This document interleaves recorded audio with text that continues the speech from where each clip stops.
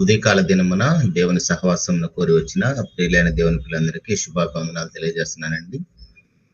దేవుని సహాయాన్ని తీసుకొని నేటి ఉదయకాల దినానికి దేవుడు సిద్ధం చేసిన వాక్య ధ్యానంలోకి వెళ్దామండి. ప్రార్థన.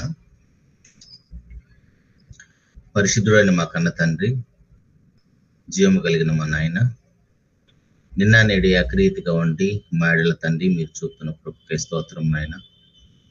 ఉదయకాల దినమున మీ పాద సన్నిధిలో మేమందరము మరి ఒకసారి చేరి మిమ్మల్ని తండ్రి అని పిలువుటకు మీరు మాకు అనుగ్రహించిన యొక్క మహాభాగ్యాన్ని బట్టి, నూతన దినాన్ని బట్టి కూడా స్తోత్రాలు నాయన. ఈ దినాన్ని చూడక ఎంతో మంది లోకాన్ని విడిచి వెళ్ళిపోయినప్పుడు కూడా తండ్రి మమ్మల్ని సజీవుల జాబితాలో ఉంచి మరి ఒకసారి మేము మనసు తెలుసుకోవటానికి, మా జీవితాలు మా బ్రతుకులు మార్చుకోవటానికి వాక్యం అనే మందును తండ్రి మాకు అందిస్తున్నందుకు కూడా మీకే స్తోత్రాలు నాయన.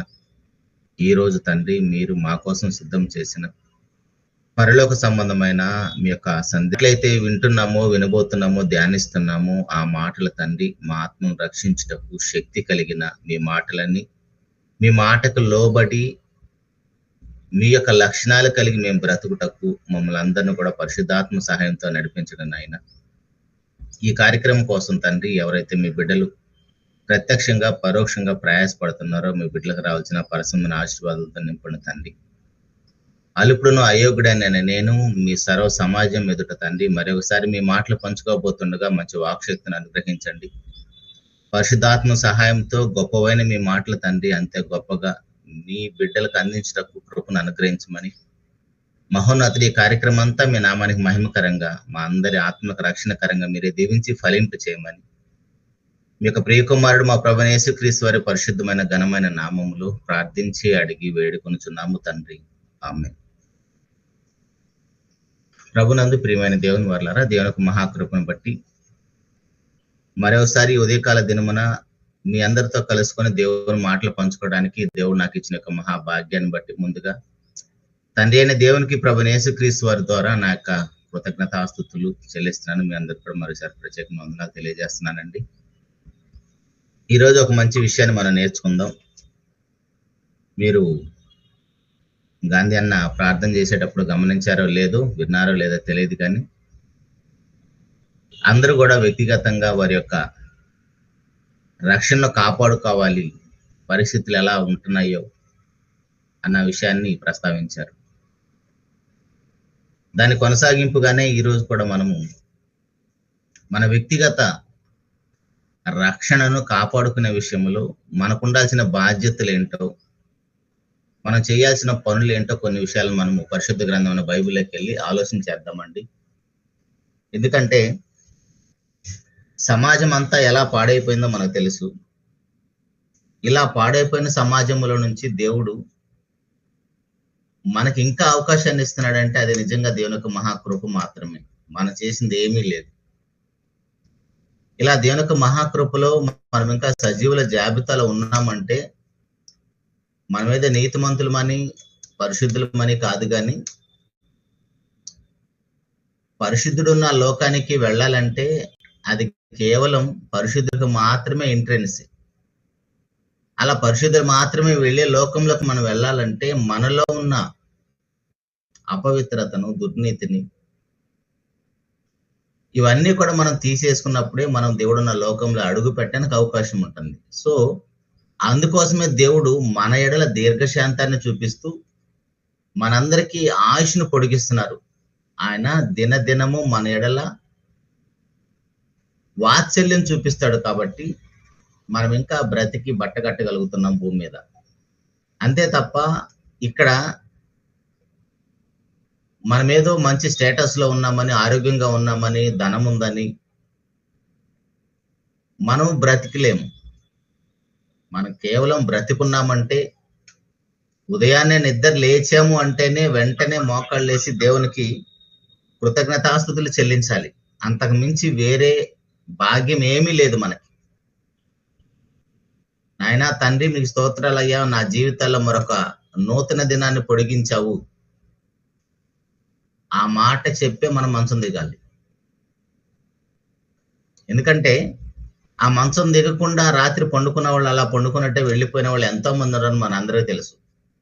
అలా ఏదో ఒక రోజు మనం కూడా వెళ్ళిపోతాం. నిజంగా అలాంటి చావు వస్తే నిజంగా ధన్యులమే. మంచాన పడి భార్య పిల్లలతోటి లేదా భర్త పిల్లలతోటి బంధువులతోటి అసహించుకుంటూ అలాంటి జీవితాన్ని ముగించడం కంటే అలా నిద్రలో చాలా ప్రశాంతంగా వెళ్ళిపోవటమే చాలా మంచి చావు అని కూడా చెప్పుకోవచ్చు. అంటే చావు అనేది ఎలాగైనా రావచ్చు. అట్టంటే ఏదో యాక్సిడెంట్ లో చనిపోవటం మంచి చావు కాదని కానీ, లేదా హాస్పిటల్స్ లో రోగాలతో చనిపోవటం మంచి చావు అనేది నా ఉద్దేశం కాదు. కానీ చావు అనేది ప్రతి మనిషికి ఖచ్చితంగా వస్తుంది. మరణం చూడక బ్రతికే నరుడు లేడు. ఖచ్చితంగా మనందరి ఎదుట ఒక దినాన చావు అయితే వస్తుంది. మరి ఇప్పుడు ఆ చావు వచ్చే టయానికి మన పరిస్థితి ఏంటి? మనకి చావు వచ్చే టయానికి మన పరిస్థితి ఏంటి? ఆ టైంలో మనం ఏమి తీసుకుని వెళ్ళాలి? దేవుని సన్నిధికి వెళ్ళేటప్పుడు ఏమీ లేకుండా ఒంటరిగా వెళ్ళే పరిస్థితి అయితే ఖచ్చితంగా కాదు. మనకి తెలిసినా తెలియకపోయినా, మనకి దేవుని యొక్క మనసు అర్థమైనా అర్థం కాకపోయినా ఖచ్చితంగా మనం చనిపోయే టయానికి ఒక రిపోర్ట్ అయితే ఖచ్చితంగా తీసుకొని పోతాం. మనకు తెలిసినా తెలియకపోయినా, నచ్చినా నచ్చకపోయినా. ఆ రిపోర్ట్ ఏంటంటే కొరింథీయులకు రాసిన 2వ పత్రిక 5వ అధ్యాయము 10వ వచనములో, ఎందుకనగా తాను జరిగించిన క్రియల చొప్పున అవి మంచివైనా సరే చెడ్డవైనా సరే దేహంతో జరిగించిన వాటి ఫలమును ప్రతి వాడు పొందునట్లు మనమందరము క్రీస్తు న్యాయపీఠ మీదట ప్రత్యక్షము కావలేను. సో ఖచ్చితంగా ప్రభువైన యేసుక్రీస్తు వారి సింహాసనం మీదట చనిపోయిన ప్రతి ఒక్కరం మనం అందరం కూడా ప్రత్యక్షం అయ్యే రోజు ఒకటైతే ఖచ్చితంగా ఉంటుంది. ఇప్పుడు ఆడికి వెళ్ళినప్పుడు దేవుడు మనకి జీతాన్ని ఇవ్వటానికి నువ్వు చేసిన మంచి క్రియలు చెడ్డ క్రియలు నీ దేహంతో ఏదైతే జరిగిస్తున్నావో వాటి ఫలము ప్రతివాడు పొందుతాడు. ఇప్పుడు మనం అందరం కూడా ఏదో ఒక డ్యూటీ చేస్తున్నాం, కుటుంబ పోషణ నిమిత్తం. ఆ కుటుంబ పోషణ కోసం మనం చేస్తున్న పని ద్వారా మనకు వస్తున్నది జీతం. మనం చేసిన పనికి ప్రతిఫలం పొందుతున్నాం. మరి 6 నేల మీద బ్రతికిన ఈ బ్రతుకుకి దానిని బట్టి మనం బ్రతికిన బ్రతుకును బట్టి మనం పొందబోయే ఫలం కూడా ఉంటుంది. అది మంచివైతే ఎలా ఉంటుందో చెడ్డవైతే ఎలా ఉంటుందో మనకు తెలియదేమి కాదు. సో ఖచ్చితంగా మనం ఈ ప్రోగ్రెస్ కార్డు తీసుకొని వెళ్ళే పరిస్థితి ఉంది కాబట్టి వీలైనంత తొందరగా, ఎందుకంటే యోబు గారు మాట్లాడతారు, మనకు తెలుసు, మనము నిన్నటి వారమే. ఈ రోజు మన జీవితంలో గడుస్తుందో లేదో మనకు తెలియదు. మన జీవితంలో ఈ రోజు గడుస్తుందో లేదో మనకు తెలియనప్పుడు మనం ఈరోజు చాలా ప్రశాంతంగా జీవించడానికి అవకాశం లేదు. ఈ రోజు మనకి ఇచ్చాడంటే దానిని మన జీవితంలో ఉన్న లోపాలను సరి చేసుకోవటం కోసం మాత్రమే తప్ప ఈ లోకాన్ని అనుభవించడానికి, కుటుంబాన్ని చక్కబెట్టడానికి మాత్రం ఖచ్చితంగా కాదు. ఇదే అనుకూల సమయం, ఇదే రక్షణ దినం. నేడు అనే సమయం ఉండగానే ఖచ్చితంగా మనము సరి చేసుకోవాల్సిన పరిస్థితి ఉంది. ఎందుకంటే నెక్స్ట్ డే మనకు వస్తుందో రాదో తెలియదు, ఈ రోజు ముగించబడుతుందో లేదో కూడా మనకు తెలియదు. మరలా రాత్రి 12 గంటలకు ఈ రోజు అయిపోతుందో మనకు తెలుసు.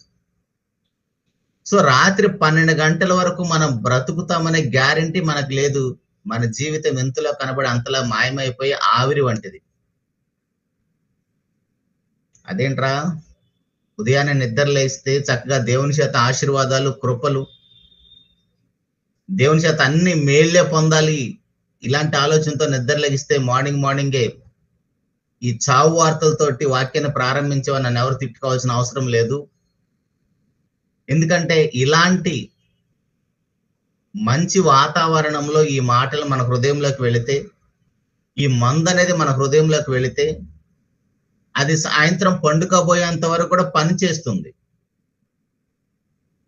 ఎలాగైతే మార్నింగ్ అందరం లేచి వారి పరిధిలో ఏదో ఒక ఫిజికల్ ఎక్సర్సైజ్ చేస్తారు, ఆ మెటబాలిజం అనేది ఉదయం నుంచి సాయంత్రం వరకు మన జీవితంలో మన శరీరంలో పని చేస్తుంది కాబట్టి మనం ఆరోగ్యంగా ఉండగలుగుతాం. అలాగనే ఉదయాన్నే దేవుని యొక్క మహాకృపలో ఆయన మాటలు మన హృదయంలో నాటబడితే, మన హృదయం మీద వ్రాసుకుంటే ఆ మాటల చేత హెచ్చరించబడుతూ ఈ దినాన్ని ముగించడానికి అవకాశం ఉంటుంది. సో ఇలాంటి పరిస్థితుల్లో మనం ఎలా జీవించాలనే విషయాన్ని ఒకసారి మనం పరిశుద్ధ గ్రంథమైన బైబిల్కి వెళ్ళి ఆలోచన చేద్దాము. రోమిలికి రాసిన పత్రిక 1వ అధ్యాయము 18వ వచనంలో, రోమిలికి రాసిన పత్రిక 1వ అధ్యాయం 18వ వచనంలో, దుర్నీతి చేత సత్యమును అడ్డగించు మనుషుల యొక్క సమస్త భక్తిహీనత మీదను దుర్నీతి మీదను దేవుని కోపం పరలోకం నుండి బయలుపరచబడుచున్నది. ఎవరైతే దుర్నీతి పరులు ఉంటారో వారు పరలోకానికి వెళ్ళటానికి, దేవుడున్న లోకానికి వెళ్ళటానికి, ఆ నిత్యత్వాన్ని పొందటానికి, ఆ పరిశుద్ధులతో సహవాసం చేయటానికి అవకాశం లేదు అని బైబిల్ ఖచ్చితంగా మనకు తెలియజేస్తుంది. ఎవరైతే దుర్నీతి పరులు ఉంటారో వారు కూడా దేవుడున్న లోకానికి వెళ్ళటానికి అవకాశం ఉండదు.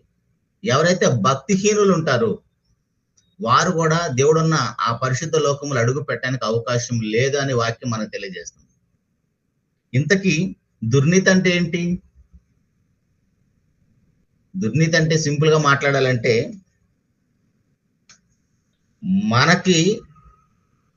మనమే నీతిమంతుల్లాగా, శాస్త్రుల పరిచయాలు ఎలాగైతే స్వనీతి పరులాగా ఉంటారో అలా ఎవరైతే ఉంటారో వారు మాత్రమే దుర్నీతి పరులు. ఆ దుర్నీతి అంటే ఎలా ఉంటదంటే అవినీతి, చెడుతనము, అన్యాయము, నీచతత్వం, పాప కార్యాలు ఇవన్నీ పెరిగిపోవటం వలన సమాజం, ఇలాంటి లక్షణాలతో ఉన్నవారి వలన సమాజం నాశనం అయిపోతుంది. క్రైస్తవులుగా మనకు కూడా ఇలాంటి లక్షణాలు ఉంటే ఖచ్చితంగా మనము కూడా దుర్నీతి పరులము. మరి భక్తిహీనత అంటే, ఒకవేళ భక్తిహీనత మనకు కొంచెం అర్థం కాకపోయినా రక్తహీనత మనకు తెలుసు కదా. రక్తహీనత అంటే శరీరంలో రక్తం లేకపోతే, ఆ సరిపడా రక్తం మనకు లేకపోతే, శరీర భాగాలంటికి రక్తం సరఫరా అవ్వకపోతే ఆ అవయవాలు చచ్చుబడిపోతాయి, పని చేయవు, త్వరగా హాస్పిటల్ పాలైపోతాం. మనం చూస్తుంటేనే అర్థమైపోతుంది చూసేవారికి, నీకేదో చాలా ప్రాబ్లం ఉన్నట్టుగా ఉంది, చాలా బలహీనంగా ఉన్నావు, వీలైనంత తొందరగా హాస్పిటల్కి వెళ్ళి ఆ ప్రాబ్లం ఏంటో చూయించుకోమని అందరూ ఉచిత సలహాలు ఇస్తూ ఉంటాం. ఎందుకంటే రక్తహీనత ఉంటే శరీరం ఎలా కృషించిపోతుందో మనకు తెలుసు. మరి అలాగనే భక్తిహీనత అంటే అంతకంటే ప్రమాదకరమైంది. భక్తిహీనత అంటే ఏంటంటే దేవుని మాటను తిరస్కరించటమే, దేవుడిచ్చిన ఆజ్ఞలను పట్టించుకోకపోవటమే, పాపంలో జీవించటం. ఎంత వాక్యాన్ని విన్నా, ఎంతమంది సేవకులు చెప్తున్నా, ఎంతమంది బంధువులు స్నేహితులు చెప్తున్నా, తల్లిదండ్రులు చెప్తున్నా, లేదా మన గర్భాన పుట్టిన పిల్లలు చెప్తున్నా సరే అదే పాపంలో కొనసాగటం, దేవుని చిత్తాన్ని పట్టించుకోకపోవటం. అసలు దేవుని చిత్తం ఏంటో, దేవుని యొక్క సంకల్పం ఏమిటో, నన్ను ఎందుకు ఈ లోకానికి పంపించాడు, ఈ సృష్టి ఏంటి, ఈ జీవరాశులని నాకు ఎందుకు లోబడుతున్నాయి, అసలు తండ్రి కుమార పరిశుద్ధాత్మలు ఎందుకు ఇంకా పని చేస్తున్నారు, అపవాది నన్ను ఎందుకు ఇలా శోధనలోకి పడేస్తున్నాడు, నా శరీరం ఆత్మ ఎందుకు ఒకదానికొకటి వ్యతిరేకంగా అపేక్షించుకుంటున్నవి, ఇవన్నీ తెలియకపోతే ఖచ్చితంగా మనం భక్తిహీనులమే. అందుకని ఇవన్నీ మనకు తెలియాలంటే ఖచ్చితంగా పరిశుద్ధ గ్రంథాన్ని ప్రతిరోజు మనం పఠిస్తూ ఉండాలి. కానీ మన బ్రతుకులు ఎలా కనపడతాయంటే సమాజానికి, బయటేమో భక్తుల్లాగా కనిపిస్తాము, లోపటేమో దేవుని యొక్క మనసును మనము గ్రహించాం. బయటేమో చాలా భక్తి పరులాగా ఉంటాం, కానీ లోపటేమో దేవుని యొక్క లక్షణాలు మనలో కనబడవు. ఇదంతా కూడా భక్తిహీనత, దుర్నీతి. మరి ఇలా భక్తిహీనత, దుర్నీతి మనలో ఉంటే మనం ఎలా పరలోకానికి వెళ్తాం? సో కాబట్టి రోగం మనకు తెలిసింది. ఈ రోగం మనకు తెలిసినప్పుడు ఈ రోగానికి వచ్చే పరిస్థితి ఏంటి?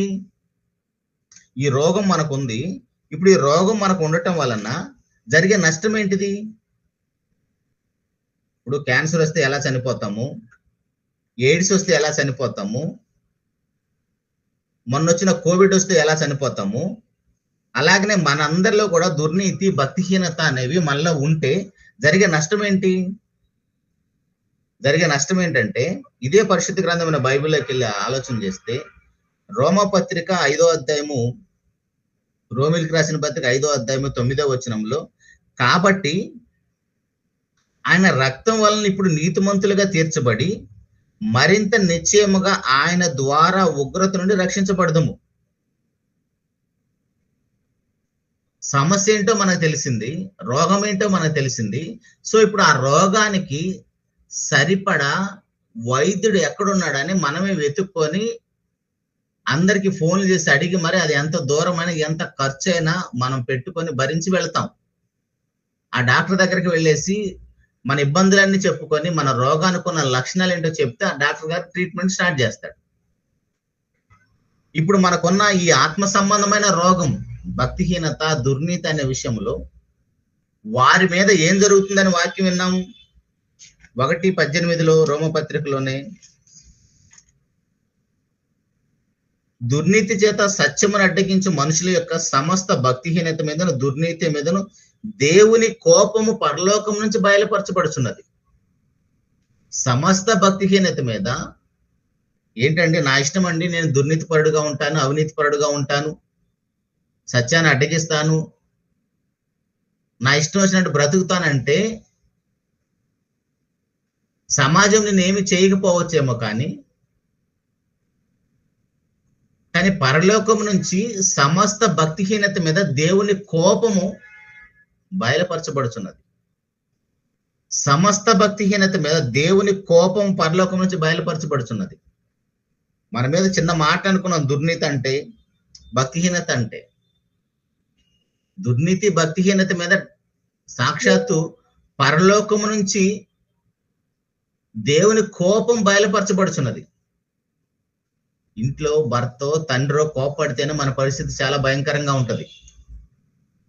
లేదా ఆఫీసులో మన బాస్ మన మీద కోపడితే పరిస్థితి ఎంత దారుణంగా ఉండదో మనకు తెలియదు కాదు. లేదా ఆర్యన్ నేల మీద పెద్ద పెద్ద దేశాలు అనుకుంటున్న అమెరికా, ఇలాంటి దేశాలు వేరే దేశాల మీద కోపంగా ఉన్నాయంటేనే ఆ పరిస్థితి చాలా భయంకరంగా ఉంటది. అట్లాంటిది సృష్టికర్త అయిన దేవుడే పరలోకం నుంచి తన కోపాన్ని చూపిస్తే ఆ పరిస్థితి ఎలా ఉంటది? మనకు అర్థం అవటానికి 2 సంఘటనలు మనందరికి బాగా తెలుసు, లైఫ్ లాంగ్ గుర్తుపెట్టుకోవాలి. పరలోకం నుంచి దేవుని కోపము బయలుపరచబడుచున్నది అంటే ఎలా ఉంటుందో మనకు తెలియాలంటే ఒకసారి నోవా కాలానికి వెళ్ళి చూడండి. జీవం కలిగిన ప్రతి జీవరాశి చనిపోయింది. నోవా కాలంలో వచ్చిన జలప్రళయం అది దేవుని యొక్క ఉగ్రతకు నిదర్శనం. అదే తర్వాత 19వ అధ్యాయానికి వెళ్ళండి, 6వ అధ్యాయం వదిలేసి 19వ అధ్యాయానికి వెళ్ళండి. ఆది కాండంలోనే సొదొమ గొమొర్రాల పట్టణాలు వారికున్న విచ్చలవిడి జీవితం మీద దేవుని కోపం పరలోకం నుంచి బయలుపరచబడితే ఎలా ఉంది? అగ్ని గంధకాలతో కాల్చేశాడు. అది భక్తిహీనత, దుర్నీతి అంటే.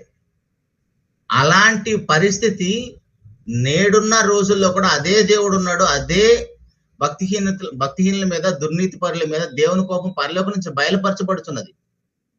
మరి ఏంటి మనకు పరిష్కారం ఏంటి? అపోస్తలుడైన పేతురు గారు అపోస్తల కార్యం 2వ అధ్యాయంలో ఈ రక్షణ సువార్తను ప్రకటిస్తుంటే మొట్టమొదటి ప్రసంగం పరిశుద్ధాత్ముడు వాళ్ళ మీద ఆవరించిన తర్వాత వారందరూ కూడా వాక్శక్తి పొందిన వారై దేవునికి వాక్యాన్ని ప్రకటిస్తుంటే వారికి ఉన్న లక్షణాలన్నీ వారికి అర్థమైపోయాయి. అప్పుడు వాళ్ళు అన్న మాట ఏంటి? అపోస్తల కార్యాలు 2వ అధ్యాయం 37వ వచనంలో, వారు ఈ మాట విని హృదయంలో నొచ్చుకొని, అంటే హృదయంలో పొడవబడిన వారై, సహోదరులారా మేమేమి చేతుమని పేతురును కడమ అపోస్తలుని అడగగా. అంటే వాక్యం చెబుతున్నప్పుడు వింటున్న వారి హృదయంలో ఆ మాటలో పొడవబడాలి. కత్తితో పొడిచినట్టుగా, ఒక బల్లెంతో పొడిచినట్టుగా. మామూలుగా మనం మాట్లాడితే అవతల వాళ్ళకి అలాగనే ఉంటది. ఎలాగూ మన మాట కంటే కత్తి కంటే పొదునైంది మన మాటలు. ఇంత టాలెంట్ ఉన్న మనము అంతే గొప్పగా దేవుని మాటలు కూడా వారి హృదయంలో నాటబడాలి, వారి హృదయంలో పొడవబడాలి మన వాక్యం మాట్లాడితే. కానీ దానికి ఉపయోగించం మన నోరు. అవతల వారి జీవితాలు నాశనం చేయటానికి, అవతల వారి కుటుంబాలను పాడు చేయటానికి, చక్కగా కాపురం చేసుకున్న వారి కాపురాల్లో చిచ్చు పెట్టడానికి. ఎక్కడో ఉంటాడు పాపం, ఇక్కడ నుంచి ఫోన్ చేస్తే అక్కడ వాడు బీపీ పెంచుకుంటాడు. యాకోబు పత్రికలో మనకు తెలుసు నాలుకకున్న పరిస్థితి. అది అగ్ని ప్రపంచ చక్రానికి చిచ్చు పెడుతుంది. మరి అలాంటి లక్షణాలు ఉన్న మనము దేవుని మాట అపోస్తులు ప్రకటిస్తుంటే వాక్యం విన్న వారు అందరూ, ఆ దుర్నీతి పరులు, ఆ స్వనీతి పరులు, ఆ భక్తిహీనులు, వాళ్ళందరూ కూడా ఆ మాటలు విన్న తర్వాత, పేతురు గారు వాక్యం విన్న తర్వాత వారు అంటున్న మాట, వారి మాట విని హృదయంలో నొచ్చుకొని, సహోదరులారా మేమేమి చేతుమని పేతురును కడమ అపోస్తులను అడగగా, అప్పుడు పేతురు గారు అంటున్నారు, పేతురు గారు మీరు మారు మనసు పొంది పాప క్షమాపణ నిమిత్తం ప్రతి వాడు యేసుక్రీస్తు నామమున బాప్తిసం పొందుడి, అప్పుడు మీరు పరిశుద్ధాత్మను వరము పొందుదురు. ఇప్పుడు భక్తిహీనులకు, దుర్నీతి పరులకు ఏం కావాలంటే మొట్టమొదటిగా మారు మనసు కావాలి. మనసు మార్చుకోవాలి, మారో మనసు రావాలి. ఆ భక్తిహీనత, దుర్నీతి అనే విషయంలో వారికి మారు మనసు రావాలి, మనసు వదిలించుకోవాలి. అది ఎలా పోతుంది మరి? ఆ రోగం ఎలా పోతుంది? మనం ఏం చేసినా పోదు. మనం ఏం చేసినా ఆ భక్తిహీనత, ఆ దుర్నీతి అనేది మన జీవితంలో నుంచి పోదు. దానికి మందే లేదు ప్రపంచంలో. ఒకే ఒక్క మందు ఉంది. ఆ మందు కూడా దేవుడే చెప్తున్నాడు. ఆ మందుని కూడా దేవుడు మనకు ఉచితంగా అనుగ్రహిస్తున్నాడు. అదే రోమా పత్రిక 5వ అధ్యాయము, రోమిలికి రాసిన పత్రిక 5వ అధ్యాయం 9వ వచనంలో, కాబట్టి ఆయన రక్తం వలన ఇప్పుడు నీతిమంతులుగా తీర్చబడి, అక్కడేమో దుర్నీతి పరులు, స్వనీతి పరులు. మన పరిస్థితి ఎలా ఉంటుందంటే మనల్ని మనమే నీతిమంతులుగా అందరికీ కనబరుచుకుంటాము. దానితో పాటు అవతల వాళ్ళు మనుషులందరినీ కూడా వాళ్ళు నీతిమంతులు అన్నట్టుగా వారికి జేజేలు కొడతాం, దురభిమాన పాపంలో పడిపోతాం. కానీ ఈ పాపాలన్నిటికీ మారు మనసు కలగాలంటే ఒకే ఒక్క మందు, అది ప్రభు యేసుక్రీస్తు వారి రక్తం. ఏమంటున్నాడంటే పరలోకం నుంచి దేవుని యొక్క ఉగ్రత అలాంటి పాపుల మీద దిగుతుంది కాబట్టి అక్కడి నుంచి, ఆ ప్రమాదం నుంచి, ఆ జల ప్రళయం నుంచి, ఆ అగ్ని గంధకాల నుంచి నువ్వు తప్పించబడాలంటే ఒకే ఒక్క పరిష్కారం ఏంటంటే సిలువ చెంతకు చేరటం తప్ప వేరే అవకాశం లేదు. ఎందుకు మనం బాప్తిసం పొందాలి, ఎందుకు దేవుని యొక్క రాజ్యంలో సంఘానికి ఎందుకు మనం వెళ్ళాలి అర్థమవుతుందా? ఆ జల ప్రళయంలో నువ్వు కొట్టుకొని పోకుండా. మత్తయి సువార్తలో మనం చూస్తే జల ప్రళయం వచ్చి అందరినీ కొట్టుకొని పోతున్నా ఎరగలేదంటే వాళ్ళు ఎంత భక్తిహీనతో చూడండి, ఎంత దుర్నీతి పరులో చూడండి. సుధమ గుమరాల పట్టణాలు అగ్నిగంధకాలతో కాల్చి వేసేసాడు వాళ్ళకున్న పరిస్థితులను బట్టి. మనం అక్కడికి వెళ్ళటానికి టైం సరిపోదు కాబట్టి వెళ్ళట్లేదు. వారు ఎంత భయంకరులో కాదు, చిన్నలు, పెద్దలు, ముసలి వారు అందరూ వచ్చేసారంట. వచ్చిన దేవదూతలను కూడటానికి వచ్చింది పురుషులే కదా. అంటే స్త్రీలతో స్త్రీలను, పురుషులతో పురుషులు అవాచ్యమైన చేస్తున్నది ఇక్కడ రోమపత్రికలో పౌలు గారు మాట్లాడతారు. అలాంటి వారందరి మీద పరలోకం నుంచి దేవుని యొక్క ఉగ్రత బయలుపరచబడుచున్నది. మరి ఆ ఉగ్రత నుంచి తప్పించబడిన వాడే రక్షించబడినట్టు. లోతు ఎలాగైతే ఆ అగ్ని గంధకాల నుంచి తప్పించబడ్డాడు, సోయారుకి వెళ్ళాడు, నోవా గారి కుటుంబం ఎలాగైతే రక్షణ ఓడలో అడుగు పెట్టిందో, ఇప్పుడు మన అందరికి కూడా ఆ రక్షణ ఓడలో అడుగు పెట్టడానికి స్పేస్, ఖాళీ చాలా ఉంది. కానీ మన పరిస్థితి ఎలా ఉందంటే నోవా కాలంలో ప్రజలందరూ కూడా జలప్రళయంలో కొట్టుకొని పోతున్నా ఎరగనట్టుగానే ఈరోజు నేడు మనం అందరం కూడా అలాగనే ఉన్నాం. ఆ రక్షణ వాళ్ళు అడుగు పెట్టడానికి మనకి సిద్ధపాటు మనసు అనేదే లేదు, ఆ శుద్ధ హృదయం లేదు, పరిశుద్ధమైన జీవితం లేదు. అలాంటి వారందరికీ దేవుడు ఇస్తున్న పిలుపు ఏంటంటే, ఇదిగో నా ఉగ్రత నుంచి మీరు తప్పించబడాలంటే క్రీస్తు ప్రభు యొక్క రక్తాన్ని ఆశ్రయించండి, సిలువ చెంతకు చేరండి అనే వాక్యం మనకి ఉదయకాల దిన మన పిలుపునిస్తుంది. కాబట్టి ఆయన రక్తం వల్ల ఇప్పుడు నీతిమంతులుగా తీర్చబడి మరింత నిశ్చయముగా నీతిమంతులుగా తీర్చబడతాం. దుర్నీతి పరులు, స్వనీతి పరులు, స్వామి పూజ చేసేవాళ్ళు, వ్యక్తులు పూజ చేసేవాళ్ళు వీళ్ళందరూ కూడా నీతిమంతులుగా తీర్చబడతారంట. ఎలాగూ? ప్రభువైన యేసుక్రీస్తు వారికి వచ్చిన రక్తం వలన, ఆ రక్తాన్ని ఆశ్రయించటం వల్ల మరింత నిశ్చయముగా ఆయన ద్వారా, ప్రభువైన యేసుక్రీస్తు వారి ద్వారా ఉగ్రత నుంచి రక్షించబడతాం. సో దుర్నీతి విషయంలోను, భక్తిహీనత విషయంలోను ఎవరికైతే మారు మనసు వస్తుందో వాళ్ళు ఖచ్చితంగా రక్షించబడటానికి అవకాశం ఉంది. 2 విషయాలు చూసాము. మరొక విషయాన్ని కూడా చూద్దాం. మనం ఆల్రెడీ పాపముల చేత, అపరాధముల చేత చచ్చిపోయి ఉన్నాం.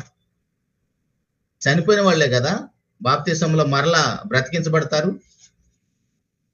మనం పాపం విషయమై చనిపోతే తప్ప మరలా నూతన సృష్టిగా ప్రభువైన యేసుక్రీస్తు వారి యొక్క రాజ్యంలో అడుగు పెట్టలేం. నువ్వు క్రమం తప్పకుండా సంఘానికి వెళ్ళొచ్చు, చర్చిలకు వెళ్ళొచ్చు, మీటింగ్లు పెట్టొచ్చు, వాక్యం చెప్పొచ్చు, ప్రార్థన చేయొచ్చు, పాటలు పాడొచ్చు. కానీ పాపం విషయంలో నువ్వు చనిపోకపోతే నువ్వు నూతన జీవాన్ని పొందలేవు. ఎఫెసీయులకు రాసిన పత్రిక 2వ అధ్యాయము 1వ వచనములో, ఎఫెసీయులకు రాసిన పత్రిక 2వ అధ్యాయం 1వ వచనములో, మీ అపరాధముల చేతను, పాపముల చేతను మీరు చచ్చిన వారై ఉండగా, మనం ఆల్రెడీ చనిపోయాం పాపముల చేత, అపరాధముల చేత. ప్రభు యొద్దకు ఒక అతను వస్తాడు కదా, ఒక యవనస్తుడు వస్తాడు. నేను వెళ్ళి నా తండ్రిని పాతి పెట్టుకుని వస్తాను, తర్వాత నేను మిమ్మల్ని వెంబడిస్తానంటే దేవుడు పర్మిషన్ ఇచ్చాడండి? ప్రభువైన యేసుక్రీస్తు ద్వారా ఆ యవనస్తుడికి పర్మిషన్ ఇచ్చాడా? అయ్యో మీ నాన్నగారు చనిపోయారా, వెళ్ళి అతను పాతి పెట్టి ఆ కార్యక్రమం అంతా ముగించుకొని తర్వాత నన్ను వెంబడించాలని చెప్పాడా? ఆల్రెడీ చనిపోయాడు కదా, ఇంక నువ్వు చేయాల్సింది ఏం లేదు. అక్కడ అయిపోయింది, మనిషికి మరణమే ముగింపు అయిపోయింది అక్కడ. ఎందుకంటే పాపంలో ఉండి చనిపోయారు. పాపంలో ఉండి చనిపోతే ఈ లోకంలో ఉన్న, నరకంలో ఉన్న రెండు ఒకటే. కాబట్టి మృతులు తమ మృతులను పాతి పెట్టుకుంటారు. నువ్వన్నా మృతుడు కాకుండా ఉండాలంటే, నువ్వన్నా చనిపోయిన వారి లిస్ట్ లో ఉండకుండా ఉండాలంటే ఈ క్షణమే నన్ను వెంబడించంటాడు. అదేంటి ప్రభువా, నన్ను కన్నాడు నా తండ్రి, నన్ను పెంచి పెద్ద చేశాడు, ఎంత మంచి ఉద్యోగం ఇచ్చాడు, ఇంత మంచి లైఫ్ ని నాకు అనుగ్రహించాడు, ఆయన యొద్దకు చివరి చూపు కూడా చూడొద్దు, వెళ్ళొద్దు అంటాడేంటి? అందరికి మనకుండే బాధ ఏంటంటే, అయ్యో నేను చివరి చూపు కూడా చూడలేకపోయినా. చివరి చూపు చూసి ఏం చేస్తావు? చివరి చూపు చూసి ఏం చేస్తావు? వీలైతే బ్రతికున్నప్పుడు వెళ్ళి సువార్తను ప్రకటించి ఒక పాపిని రక్షించాలి. మొత్తం క్లోజ్ అయిపోయిన తర్వాత, చాప్టర్ క్లోజ్ అయిపోయిన తర్వాత అప్పుడు వెళ్ళి చేసేది ఏంటి? చివరి చూపు చూస్తే వచ్చింది ఏంటి? నష్టం ఏంటి? లాభం ఏంటి? ఏమీ లేదు. అదేదో మానవులుగా మనకున్న చిన్న తృప్తి, వారితో మనకున్న సంబంధాన్ని బట్టి అయ్యో చివరి చూపు అన్నా చూడలేదు. చివరి చూపు చూస్తే వచ్చి ఒరిగేదేంటి? ఏమీ లేదు. అందుకే ప్రభు వారు కూడా సొంత తండ్రి చనిపోయినా సరే మృతులు తమ మృతులను పాతి పెట్టుకుంటారు. ఆ మృతుల జాబితాలోకి నువ్వు వెళ్లకుండా ఉండాలంటే ఇదిగో ఈ క్షణమే నన్ను వెంబడించు. ప్రకటన గ్రంథంలో కూడా చూస్తాం కదా, జీవించుచున్నావు పేరు మాత్రం ఉన్నదిగా నువ్వు కూడా మృతుడివే. నువ్వు చర్చికి వెళ్ళొచ్చు, పాటలు పాడొచ్చు, వాక్యం చెప్పొచ్చు, ప్రార్థన చేయొచ్చు. నీకున్న వాక్ శక్తితో, నీకున్న వాక్ చాతుర్యంతో అవతల వాళ్ళని నీ వెంట తిప్పుకోవచ్చు. కానీ నువ్వు మృతుడివే. జీవించుచున్నావు అనే పేరు మాత్రముగా నువ్వు మృతుడివే. మరి నాకు జీవం ఎలా వస్తుంది? మనకు జీవం ఎలా వస్తుంది? జీవం ఎలా వస్తుంది అంటే, ఇందాక మనం చదువుకున్న రోమిలికి రాసిన పత్రికలోనే మరలా అక్కడికి వెళదాం. 5వ అధ్యాయము,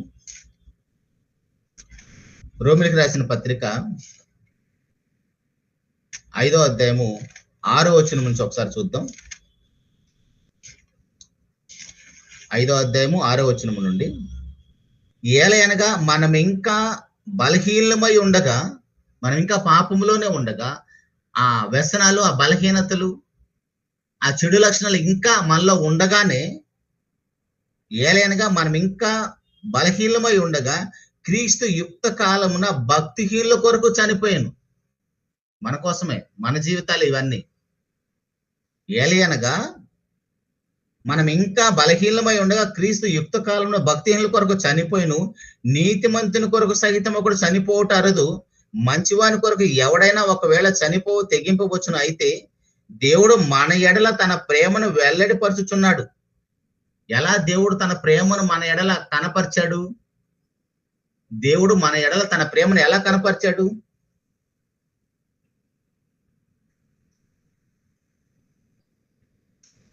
గాంధన్న కాన్ఫరెన్స్ కాల్ కట్ అయిపోయినట్టుంది.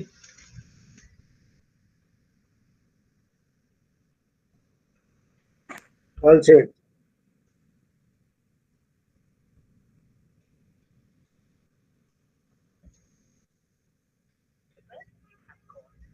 Right, okay. కాబట్టి ప్రియ దేవుని సంగమా, మనం ఇంకా బలహీనమై ఉండగా క్రీస్తు యుక్త కాలమున భక్తిహీనుల కొరకు చనిపోయాను, నీతిమంతుని కొరకు సహితం ఒకడు చనిపోవట అరదు, మంచివాని కొరకు ఎవడైనా ఒకవేళ తెగింపవచ్చును. అయితే దేవుడు మన ఎడల తన ప్రేమను వెల్లడిపరుచుతున్నాడు. ఎలా వెల్లడిపరుస్తున్నాడు? తన ప్రియ కుమారుణ్ణి నీ స్థానములో బలి చేసి తన ప్రేమను నీ ఎడల కనపరుస్తున్నాడు. ఇప్పుడు నిజంగా ఆ ప్రేమను మనము రుచి చూచి ఎరిగితే, ఆ ప్రేమను మనం అర్థం చేసుకుంటే, ఆ ప్రేమ మనల్ని బలవంతం చేస్తే, మనము కూడా సహోదరుల నిమిత్తం ప్రాణం పెట్ట బద్దులమై ఉన్నాం. రక్షించబడ్డ వాళ్ళు ఎవరు కూడా ప్రశాంతమైన జీవితం ఉండదు. ఒకసారి చూద్దాం. ఎఫెసీయులకు రాసిన పత్రిక 5వ అధ్యాయంలో, ఎఫెసీయులకు రాసిన పత్రిక 5వ అధ్యాయం 1వ వచనము, కావున మీరు ప్రియులైన పిల్లల వలె దేవుని పోలి నడుచుకోండి, క్రీస్తు మిమ్మును ప్రేమించి. అక్కడేమో దేవుడు మనల్ని ప్రేమించి తన ప్రియ కుమారుని మన కోసం బలి చేశాడు. ఇప్పుడు ఆ బలి అయిపోతున్న ప్రభువైన యేసుక్రీస్తు వారు మనల్ని ఎలా ప్రేమించాడంట? క్రీస్తు మిమ్మును ప్రేమించి పరిమళ వాసనగా ఉండుటకు మన కొరకు తను తాను దేవునికి అర్పణముగానే బలిగానే అప్పగించుకొనిను. సరే, ఆయన చేయాల్సిన పని చేసేసాడు.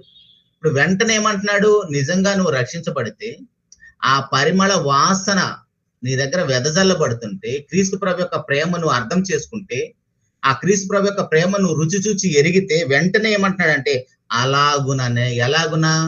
ప్రభువైన యేసుక్రీస్తు వారు తండ్రి అయిన దేవునికి ప్రతి పాపి కోసం, పాప క్షమాపణ కోసం ఆయన ఎలాగైతే సిలువలో బలి అయిపోయాడో దేవుని యొక్క న్యాయాన్ని బట్టి, నువ్వు కూడా అలాగుననే అంటున్నాడు. ఎలాగునా? పైన ప్రభువైన యేసుక్రీస్తు వారు మనల్ని ఎలా ప్రేమించాడంటే, తండ్రి అయిన దేవునికి తనను తాను బలిగా అర్పణగా అప్పగించుకున్నాడు. ఇప్పుడు నువ్వు కూడా అలాగుననే మీరును ప్రేమ కలిగి నడుచుకొనుడి. ప్రేమ అంటే ఏంటి? ప్రేమ అంటే లోకంలో చూసే లవ్ అనేది కాదు. అది లస్ట్, అది వ్యామోహం, అవసరాల కోసం వాడుకునేది. ప్రేమలో 3 రకాలు ఉంటాయని మనం వింటా ఉంటాం. నువ్వు నాకు ఏదైనా వస్తువు ఇచ్చావు అనుకో, నేను కూడా నీకు తిరిగిస్తాను. అది ఇచ్చిపుచ్చుకున్నంత కాలం నడుస్తుంది. ఆ ప్రేమ ఎంతకాలం నడుస్తుంది? ఇచ్చిపుచ్చుకున్నంత కాలమే నడుస్తుంది. తర్వాత శరీర సంబంధమైన ప్రేమ ఉంటుంది. ఆ వాంఛ తీరేంత వరకు ఉంటది. ఆ వాంఛ దగ్గర ఏదైనా ప్రాబ్లం వచ్చిందనుకోండి, ఆ ప్రేమ అందరితో కట్ అయిపోతుంది. కానీ దేవుని యొక్క ప్రేమ, అది అగాపే ప్రేమ. ఏమీ ఆశించకుండా అవతల వారికి సహాయం చేసేది దేవుని ప్రేమ. నిజంగా ఆ ప్రేమ యొక్క లక్షణం మనకు అలవాటైతే అసలు మనుషుల్లో గాని, కుటుంబంలో గాని ఎవరో మన శత్రువులు ఉండరు. అదే ఇందాక మనం చూసే రోమపత్రిక 5వ అధ్యాయం 6వ వచనములు, మనం ఇంకా పాపులమై ఉండగానే క్రీస్తు మన అందరి కోసం చనిపోయాడు కదా. మనం ఇంకా పాపులమై ఉండగానే క్రీస్తు మన అందరి కోసం చనిపోతే మనం ఏంటి ఇంకా వాళ్ళ మీద వీళ్ళ మీద ద్వేషాలు పెట్టుకుంటాం? కుటుంబముల అందరితోటి, సంఘముల అందరితోటి, మన బంధువుల అందరితోటి మనకు ఐకమత్యం ఉందా? సమాధానం ఉందా? అలా లేదు అంటే మనకి క్రీస్తు ప్రభు యొక్క ప్రేమ అర్థం కాలేదు. ఆయన ప్రేమను ఎలా చూపించాడు?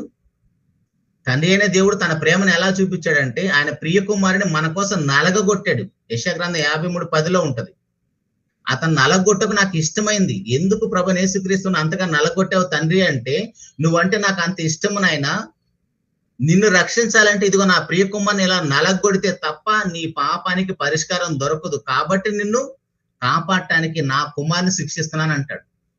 ఇక్కడ ప్రభువైన యేసుక్రీస్తు వారు కూడా, నాయనా నన్ను ఎలా ప్రేమించావంటే, నీ పాపాన్ని తీసివేయటానికి నేను తండ్రి అయిన దేవునికి బలిగా, అర్పణగా, పాత నిబంధన కాలంలో ఎలాగైతే ఒక పశువు బలిపీఠం మీద దహన బలి అర్పించబడుతుందో, అలా ప్రభువైన యేసుక్రీస్తు వారు మన అందరి పాపాల కోసం అలాగనే బలిగా, అర్పణగా తండ్రికి అప్పగించుకున్నాడు. సో నువ్వు ఆ రక్తాన్ని ఆశ్రయిస్తే ఖచ్చితంగా నువ్వు కూడా సోమరిపోతులాగా ఉండవు. ప్రతి క్షణము సువార్త భారాన్ని కలిగి, ఒక పాపిని రక్షించడానికి ఆత్మల భారము కలిగి ఖచ్చితంగా ప్రయాసపడతావు. మనకు ఆ ప్రేమే అర్థం కాలేదు. మనం ఎలా సువార్త భారం కలిగి ఉంటాం, ఆత్మల భారం కలిగి ఉంటాం. 1 యోహాను పత్రిక 3:16 కూడా అదే ఉంటది కదా. యోహాను గారు రాసిన మొదటి పత్రిక 3:16 ఆయన మన నిమిత్తం తన ప్రాణం పెట్టెను గనుక దీని వలన ప్రేమ ఎట్టిదని తెలుసుకొనుచున్నాము మనము కూడా. ఇక్కడ కండిషన్ సప్లై అర్థమవుతుందండి. ఇదిగో నేను చేశాను మీరు కూడా చేయండి. అదేంటి ప్రభా మా మీద ఎంత పెద్ద భారం పెట్టాం అంటానికి అవకాశం లేదు. సమస్తం ఆయన చేసి ఆయన బాటలో అడుగులు వేయమని చెప్తున్నాడు. కానీ మనమేమో నోటి ద్వారా మాత్రం మామూలుగా ప్రేమించం. ఆ మాటలు క్రియల్లో కనబడవు.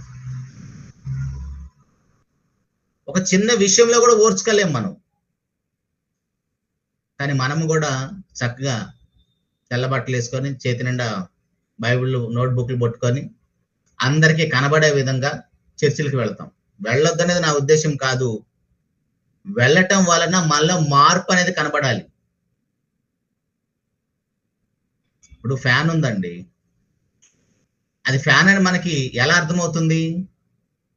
అది మనకి గాలినివ్వాలి. ఫ్యాన్ ఉందండి తిరగదన్నాం అనుకోండి, ఏంటి ఉపయోగం? ఇప్పుడు మనం అందరం కూడా లైట్ ఎదురు కూర్చొని వాక్యాన్ని వింటున్నాం, మాట్లాడుకుంటున్నాం, బైబిల్ చదువుతున్నాం. లైట్ ఉందండి మా ఇంట్లో ఎలాగదో అన్నాం అనుకోండి, ఏంటి ఉపయోగం? నేను చర్చికి వెళ్తానండి, దేవుని యొక్క లక్షణం నాలో ఒక్కడు కూడా లేదు, ఏంటి ఉపయోగం? ఆ ఫ్యాన్కి లైట్కి అవి పని చేయకపోతే ఎలాగైతే నిష్ప్రయోజనము, మనం కూడా అలా నిష్ప్రయోజనమే. దేవుని యొక్క లక్షణాలు, దేవుని యొక్క ప్రేమ మనలో కనబడకపోతే. అలాంటప్పుడు మనం చేసే భక్తి, ఎంత ఉదయాన్నే నిద్రలేసి ఈ పరిశుద్ధ గ్రంథం యొద్ద మనం కూర్చోవలసిన అవసరమే లేదు కదా, ఆ లక్షణాలు మనలో లేకపోతే.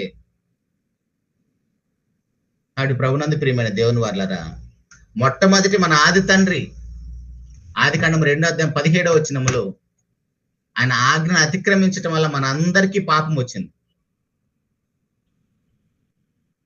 ఈ పండు తిను దినమున నిశ్చయముగా నువ్వు చస్తావని చెప్పాడు.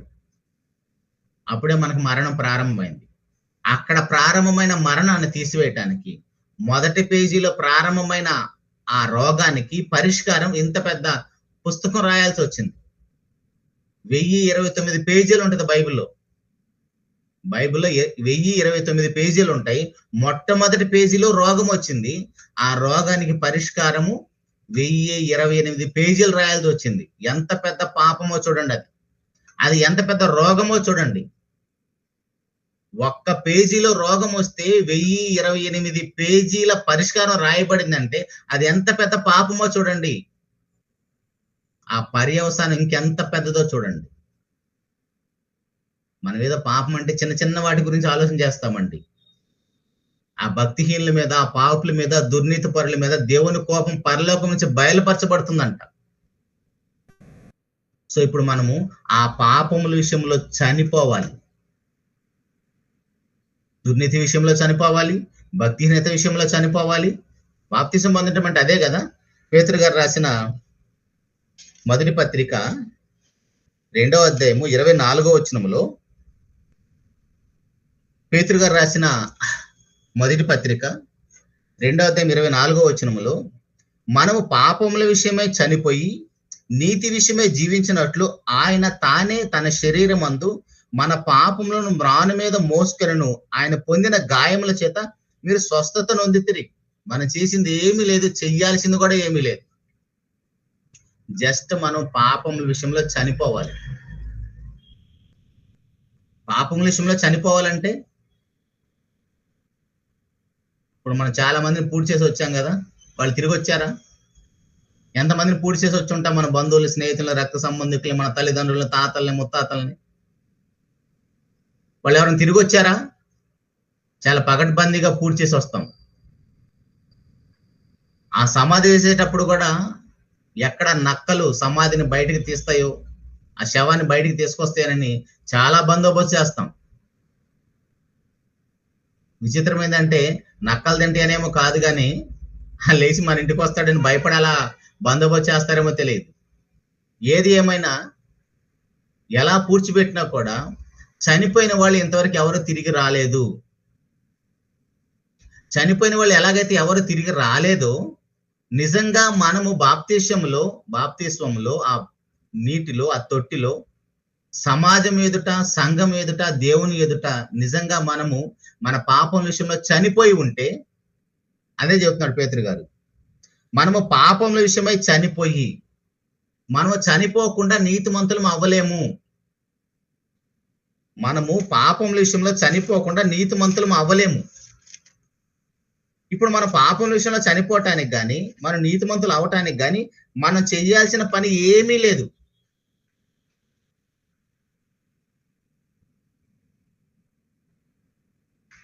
ఎఫెసీయులకు రాసిన పత్రిక 2వ అధ్యాయము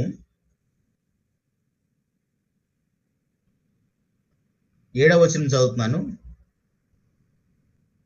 క్రీస్తు యేసునందు మనలను ఆయనతో కూడా లేపి, క్రీస్తు యేసునందు మనం లెగవాలంటే ప్రభువైన యేసుక్రీస్తు వారు ఎలాగైతే 3వ దినాన్ని పునరుద్ధానుడు అయ్యాడో, ఆయన చనిపోయాడు కాబట్టి, సో ఇప్పుడు మనము కూడా ఇక్కడ పేతురు గారు ఏమంటున్నాడంటే, మన పాపం విషయమై చనిపోయి, మనం చనిపోతేనే, ఇక్కడ ఇంకొక భక్తుడు పౌలు గారు ఏమంటున్నాడంటే, క్రీస్తు యేసునందు మనలను ఆయనతో కూడా లేపి. ఇప్పుడు ఎవరు లేస్తారు? ఎవరైతే ఇక్కడ పేతురు గారు చెప్పినట్టుగా పాపం విషయంలో చనిపోతామో, పౌలు గారు ఏమంటున్నాడంటే, ఆ చనిపోయిన వారిని తండ్రి అయిన దేవుడు క్రీస్తు యేసునందు మనలను ఆయనతో కూడా లేపి పరలోకమందు ఆయనతో కూడా కూర్చుండబెట్టెను. మనం సంఘములకు వచ్చామంటేనే మరణాన్ని దాటామని అర్థం. ఆ రెండో మరణం ఉంటుంది కదా, 21:8 ప్రకటన గ్రంథంలో. ఆ రెండో మరణం, ఆ నరకాన్ని దాటేసామని అర్థం, సంఘములోకి అడుగు పెట్టామంటేనే. కానీ సంఘంలోకి ఎలా అడుగు పెడతామంటే, మనం కట్టుకున్నది కదా, సంఘాన్ని కట్టడానికి, సంఘం అంటే 4 గోడలు కట్టుకోవడానికి మనం కూడా ధన సహాయం చేసి ఉంటాం, మాట సహాయం చేసి ఉంటాం, స్థలాన్ని ఇచ్చి ఉంటాము, ధన సహాయం ఇవన్నీ చేసి ఉంటాం కదా. కాబట్టి ధైర్యంగా ఆ 4 గోడల మధ్య అడుగు పెడతాము. నిన్ను ఆపేవాడే ఎవడు ఉండడు. కానీ ఆ సంఘంలోకి మనం అడుగు పెట్టామంటే అర్థం ఏంటంటే, ఎలా అడుగు పెట్టాలంటే, మనం పాపం విషయంలో చనిపోవాలి. పాపం విషయంలో మనం చనిపోకపోతే, ఇదిగో క్రీస్తుతో కూడా మనం లేపబడము. క్రీస్తు లేపబడిన వాడు ఆ సమాధిలో అలాగనే కుళ్ళిపోతాడు, అటు నుంచి అటు నరకానికి వెళ్ళిపోతాడు. సో పాపం విషయంలో మనం చనిపోవాలి, దుర్నీతి విషయంలో మనకు మారు మనసు రావాలి, భక్తిహీనత విషయంలో మారు మనసు రావాలి. అప్పుడు మనం క్రీస్తుతో కూడా రక్షించబడి దేవుడున్న లోకానికి వెళ్ళడానికి అవకాశం ఉంటుంది. దీనికోసం మనం చేసే క్రియలు ఏమీ లేదు. అదే ఎఫెసీ పత్రికలో మాట్లాడుతున్నాడు చూడండి. క్రీస్తు యేసునందు మనల్ని ఆయనతో కూడా లేపి పరలోకమందు ఆయనతో కూడా కూర్చుండబెట్టును. మీరు విశ్వాసము ద్వారా కృప చేతనే రక్షించబడి ఉన్నారు. ఇది మీ వలన కలిగినది కాదు, దేవుని వరమే. ఇక్కడ మనం చేసింది ఏమీ లేదు. ఒక పాపిగా నీకున్న స్టేటస్ అంతా పక్కన పెట్టేసి, నీకున్న ధనం అంతా పక్కన పెట్టేసి, నీకున్న చదువు, అందచందాలు, ఆరోగ్యము గాని ఏదైనా మొత్తం పక్కన పెట్టేసి, దేవుడిచ్చే ఉచితమైన కృప చేతనే రక్షించబడ్డావు తప్ప, నాకేదో పరిస్థితి ఇలా ఉంది అని నేను రక్షించబడ్డాను అంటానికి అవకాశమే లేదు. కాబట్టి ప్రభునందు ప్రియమైన దేవుని వల్ల ఇలా దేవుని చేత ఉచితంగా కృప చేతన రక్షించబడిన మనము ఏం చేయాలి? మన సొంత రక్షణను ఫిలిప్పీ పత్రిక 2:12లో, ఫిలిప్పీలకు రాసిన పత్రిక 2:12లో, కాగా నా ప్రియులారా, మీరు ఎల్లప్పుడూ విధేయులై ఉన్న ప్రకారము నా ఎదుట ఉన్నప్పుడు మాత్రమే గాక మరి ఎక్కువగా నేను మీతో లేని ఈ కాలమందును భయముతోను వణుకుతోను మీ సొంత రక్షణ కొనసాగించుకొనుడి. మన సొంత రక్షణను అంతము వరకు ఎవరైతే గట్టిగా చేపడతారో, పట్టుకుంటారో, మరలా విడిచి వచ్చిన పాపలకు వెళ్ళిపోకుండా ఉంటారు, లోకంలోకి వెళ్ళిపోకుండా ఉంటారు, ఆ మరణ భయంలోకి వెళ్ళిపోకుండా ఉంటారు, ఆ పాపపు దాస్యంలోకి ఎవరైతే వెళ్ళిపోకుండా ఉంటారు, అపవాది యొక్క కబంధ హస్తలకు ఎవరైతే వెళ్ళిపోకుండా ఉంటారో వాళ్ళే రక్షించబడతారు. అలాంటి జీవితం మనలో ఎంత మంది పొందో ఒకసారి వ్యక్తిగత పరిశీలన చేసుకుందామండి.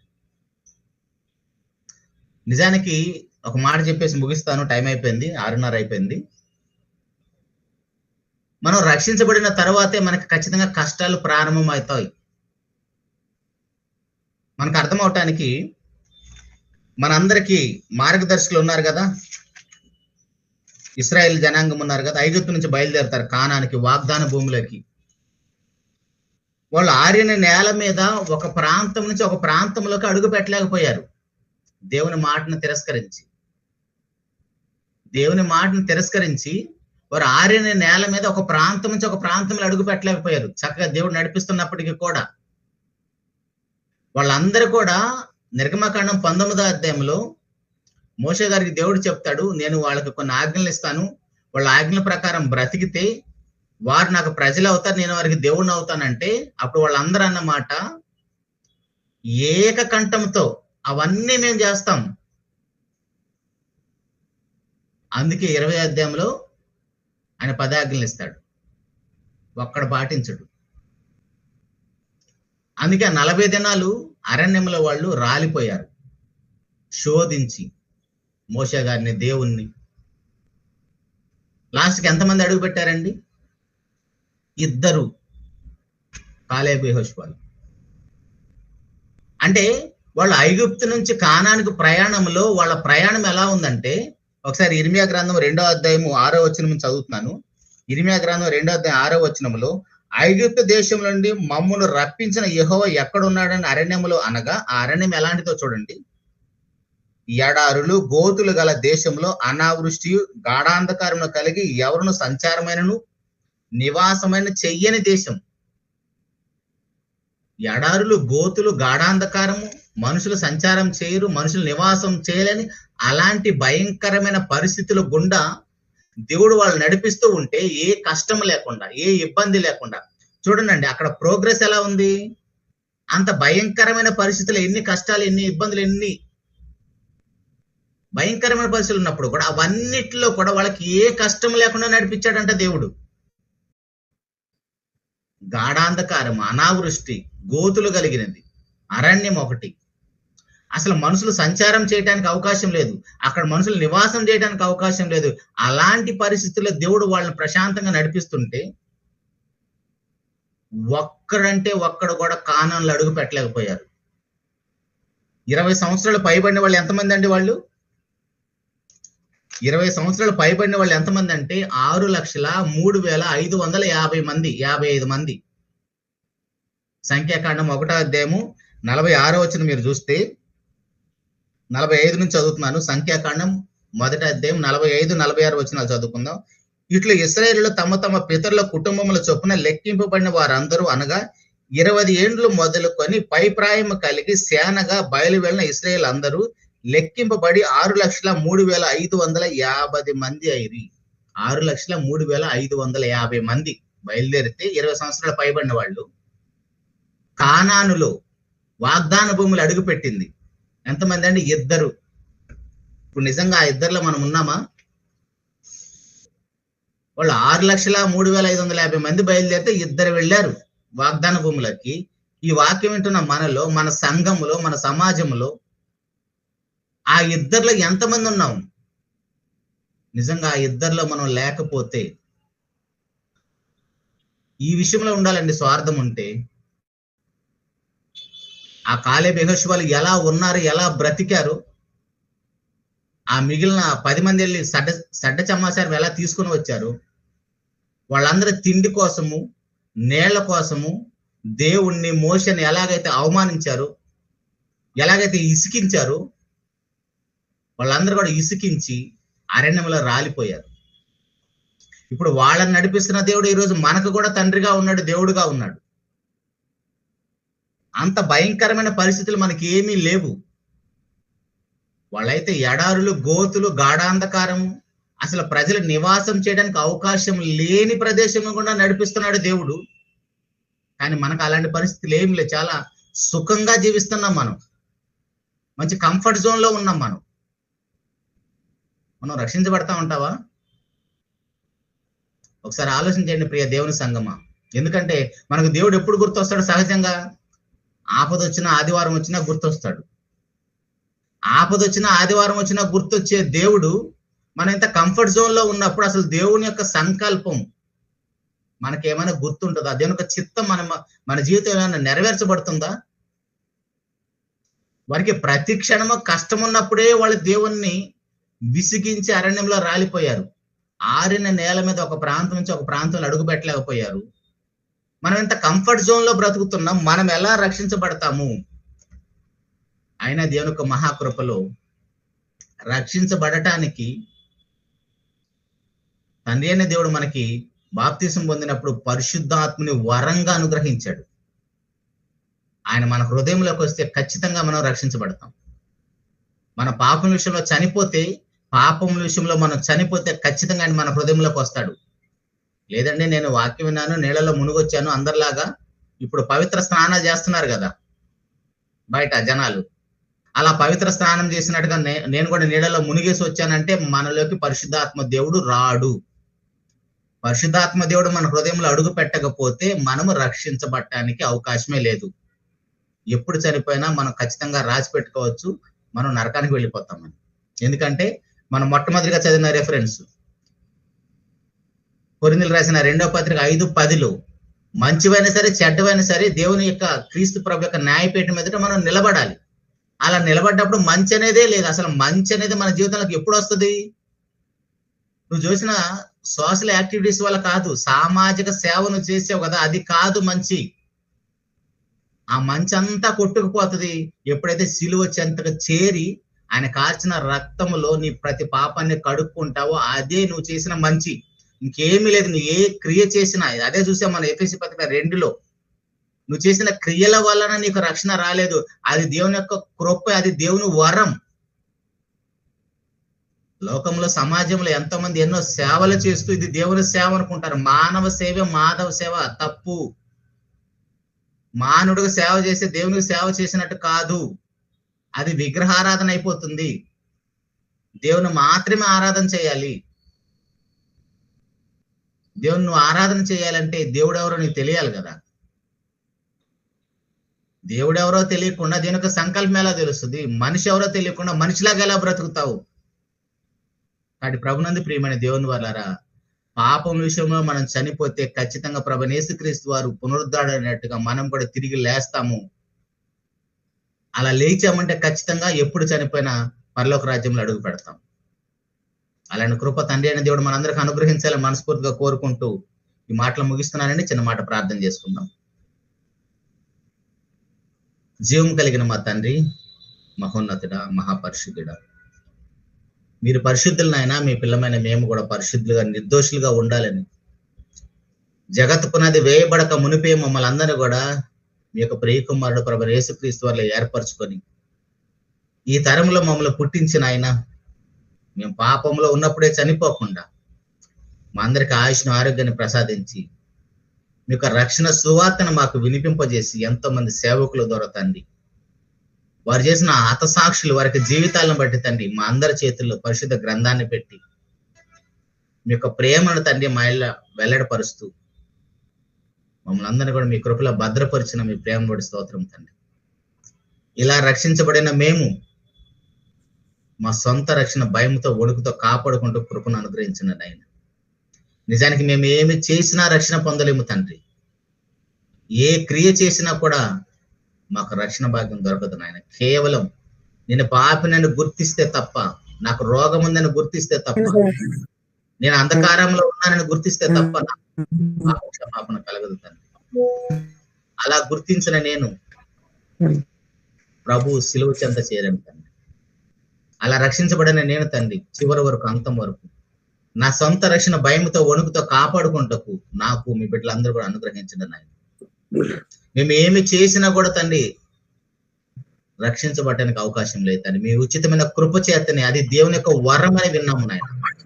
ఆ వరాన్ని మేము నిష్ప్రయోజనం చేసుకోకుండా తండ్రి, రక్షించబడిన మేము లోకంలోకి వెళ్ళేసి నాశనానికి వెళ్ళే వారందరినీ కూడా కాపాడే బాధ్యత కలిగి, భారం కలిగి తండ్రి అహర్నిశలు ప్రయాసపడటకు కృపను అనుగ్రహించిన తండ్రి. దానిలో భాగంగానే నాయన ఉదయం, మధ్యాహ్నం, సాయంత్రం మొదలుకొని ఆన్లైన్ కార్యక్రమం ద్వారా తండ్రి ఎంతో మందికి మీ సువార్తను వినిపింపజేస్తున్న, సువార్తను ప్రకటిస్తున్న మీ ప్రియులైన పిల్లలందరినీ బట్టి కూడా స్తోత్రాలు చెల్లించుకుంటూ అలుపుడైన నాకు కూడా తండ్రి ఈ యొక్క కార్యక్రమంలో పాలు పంపులు పంచుకోవడానికి ఇచ్చిన భాగ్యాన్ని బట్టి స్తోత్రాలు చెల్లించుకుంటూ మహోన్నతుడా, మీతో సహవాసం చేసి లోకంలోకి వెళుతుండగా ఎక్కడ సులువుగా చిక్కులు పెట్టే పాపాల్లో పడిపోకుండా హృదయ వాక్యాన్ని నింపుకున్న వారమే. హృదయంలో వాక్యం అంటే పాపం చేయ జాలమని మీకు వాక్యం చదివిస్తుండగా తండ్రి హృదయంలో లోకాన్ని పెట్టుకోకుండా తండ్రి, శరీరాశ నేత్రాశ జీవడంబం లేకుండా తండ్రి, హృదయ వాక్యాన్ని నింపుకొని మేము పరిశుద్ధులుగా జీవించి మీరున్న లోకం చేరేంత వరకు అవకాశాన్ని మా అందరికి భద్రతను అనుగ్రహించమని సమస్త మహిమ ఘనత ప్రభావాలు మీకు ఆరోపిస్తూ మీకు ప్రియకుమారుడు మా ప్రభు యేసుక్రీస్తు వారి పరిశుద్ధమైన నామములో ప్రార్థించి అడిగి పొందుకొని ఉన్నాము తండ్రి. ఆమేన్. అందరికి వందనాలండి. Thank you very much.